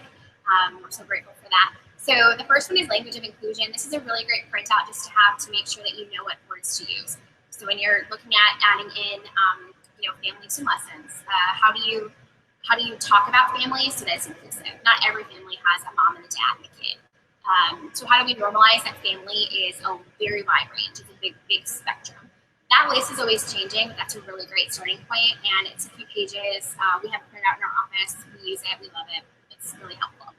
The second one's Equitable Aquatics. This is the Facebook group that we admin, and we drop a lot of different resources in there as we're finding things. A huge part of our professional development is on this stuff, but then a huge part of our personal interest is also this stuff. So podcasts, books, conversation starters. We're having a lot of conversation in that group about what it looks like to be more mindful of these things. Some of it's tangible, actionable steps, and some of it is just conversation starters and different thought points. And then lastly, the inclusion scorecard and the ABCs of inclusivity for aquatics. And both of those are printouts, or you can, if you want to save the paper, you can just look at them. But one's a scorecard, and then one is just A through Z, different ways to be more inclusive in the aquatic space. And they just have some different ideas in there. Some of them have overlap, but a lot of them just are good reminders of what the goals are and back to the basics of what it is that we're trying to offer people in a way that's as inclusive as possible. Our emails are on the last slide here. So, and we'd love to talk to everybody about what it is that you're working on, what things you are kind of rethinking and reviving as we go through this new period. One of the biggest things as it relates to COVID-19 is the safety of people as pools are closed, I think is top of mind for all of us. And then the second thing is as we problem solve for the health concerns of COVID-19, we will make more barriers, and we will need to think about that, and we won't have had as much collective time to think about what those implications are. And so I think just holding all of each other to the conversation of how we make things as accessible as possible, even with new standards, is going to be a huge part of how we can use our energy proactively in the next few months and even the next couple of years as this crisis continues. We'd love to see if there's any questions, and we're happy to tackle those and see what other thoughts people might have, or any other suggestions or sharing that people might have as well. Yeah, thank you, ladies. Sydney and Kate from the city of Iowa City. If you have any questions, pop those in the chat box. I'm going to leave their contact information up for just a moment. I really want to highlight, I really appreciated when you started about the personal and the professional responsibility, because I think a lot of people bifurcate the two and they think, okay, well, I'm professionally responsible. I toe the line. I do what I'm required to do. I can check that box. I'm all good. And then really, if you don't have any personal responsibility, then it really is going to bleed over at some point, right? You're not fully giving it your all. And so I think that's a really great place for people to start. You touched a little bit on COVID. Do you guys have any other thoughts just off the cuff about how your experience with COVID might inform or modify policies that you're working on or changing in the area of accessibility or equity? Yeah, we've actually been thinking about that a lot as far as what swimming lessons look like. And unfortunately, as we look towards swimming lessons and we modify those, the groups are smaller, which means that they're a higher touch activity, which means that people will be weeded out of being able to do those things because of the time commitment and also the financial impact of doing a higher tiered service. So the more you're able to bring that cost down and make it accessible for people, the better. If you have a scholarship or if you have a low income discount, if you're able to give away an X amount of spots, please do that. One of the things that we do with our lessons is we always leave ghost spots because not everybody has access to hop on the computer at 6 a.m. and that's not the biggest priority for the day, is to get their 3 kids enrolled in swimming lessons for summer programming. The goal for that day may be that you just make it happen. So we do that as well. That's a really big one. One of the things that we do foresee being problematic is this idea that adults need to be in the water with kids. There are a lot of individuals that comfort level will not be there for people who want their kids to learn how to swim, but either they don't know how to swim themselves, they work at times when they're not able to make that happen, they don't have the access of the items that they might need to be in the water, or there might be some kind of language barrier where they're not able to be the go between the teacher and their child, or the individual that they're with, to be able to facilitate this kind of 3-way conversation and implementation of the lesson. So those are some of the things that we've identified as problems. We're working through solving them with lower cost lessons for us, using more of that scholarship money that we have, and then finding as many ways as possible to break down that barrier of the adult who may not have access to the lessons. There's a lot of conversations right now too about how many people you'll let in and what that will look like. People are talking about maybe only letting seasonal pass holders in.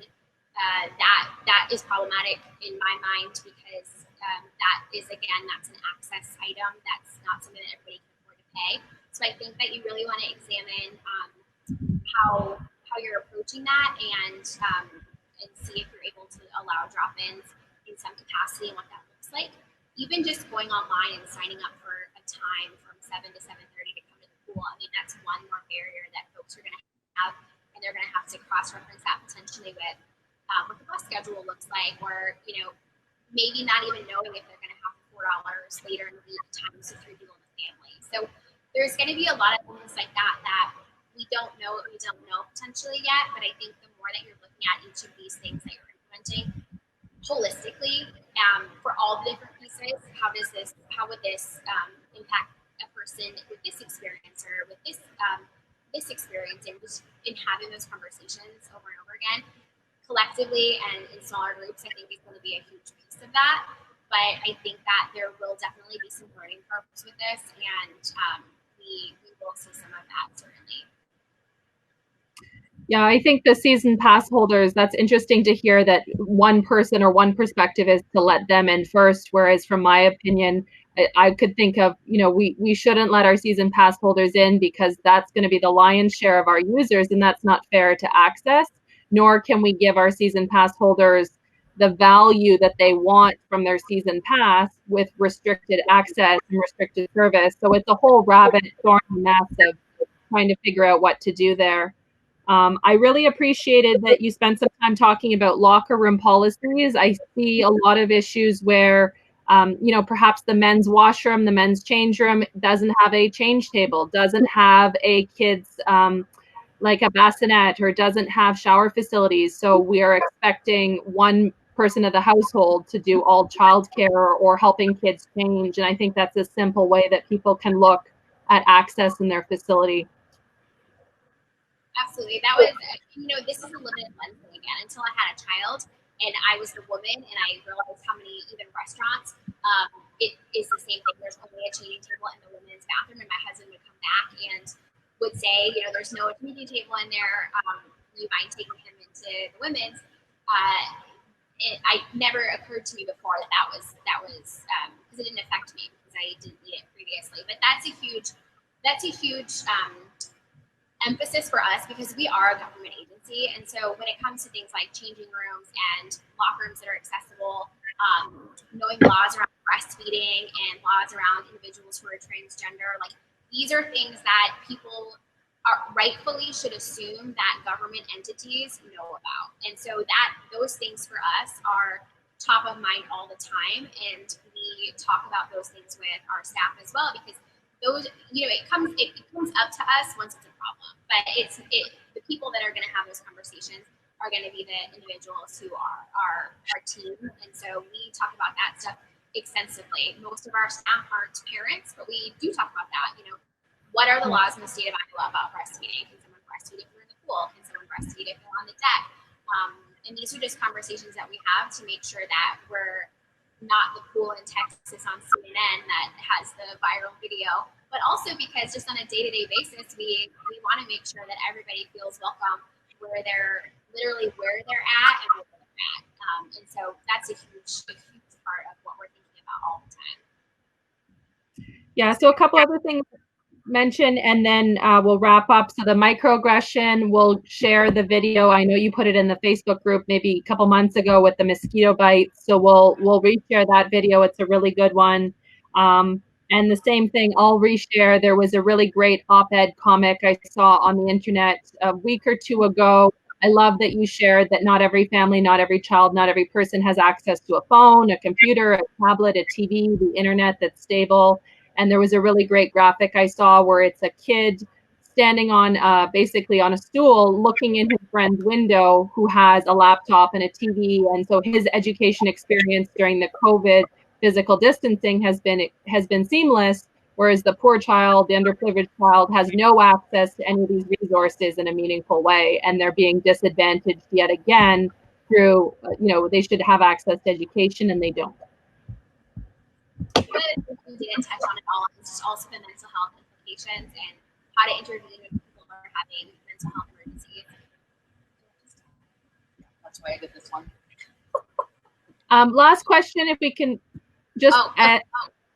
Please. Yep. Sorry about that. Can you hear us okay, Katie? It's a little bit of a rebound.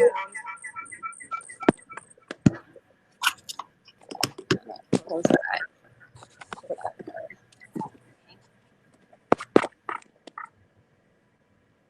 Can you hear us okay now? You're a little bit distant. If you speak up, we'll just do one last question. Oh, hold on. Sorry, guys, I'm not sure if we lost them.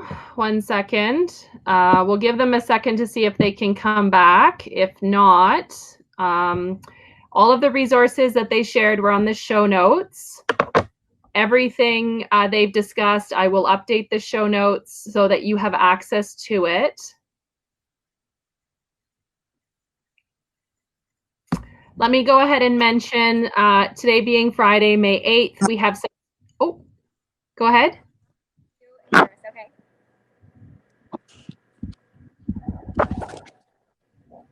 The green means it's on.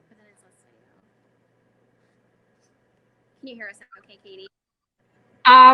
We can, it's very, very faint, so you'd have to talk really, really loud. I don't know if we'll just sign off here, and we'll make sure everybody has extra resources available to them in the Facebook group, and we'll send you those things for the show notes. Sorry about that text. Yes. No, that's okay. Thank you so much, ladies. Thank you for your time. Okay, so let me just make the last couple announcements for today. Hopefully you guys can still hear me in the chat box. There's not a lot of activity there. So last couple announcements for today. 1 second.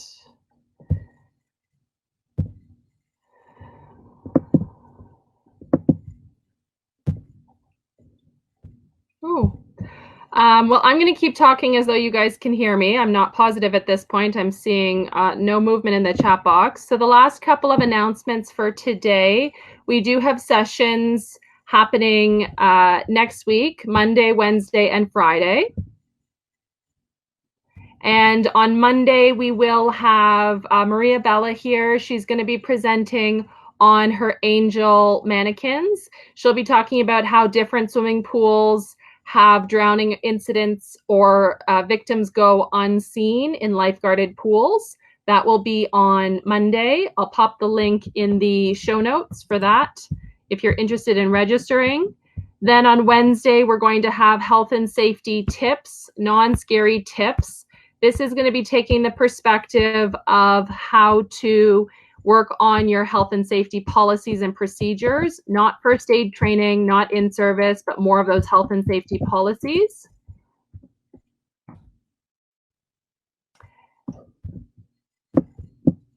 And then on Friday, we are going to have a discussion about grants and funding. So that will be coming up on Friday. All of the resources are available. You can register on our website. These are the last 2 weeks of webinars. And I want to thank everybody for spending part of your Friday with us. I'll get the recording up on the internet as soon as I am able. Thank you so much, everyone. Have a great rest of your day. Stay safe this weekend. Bye-bye.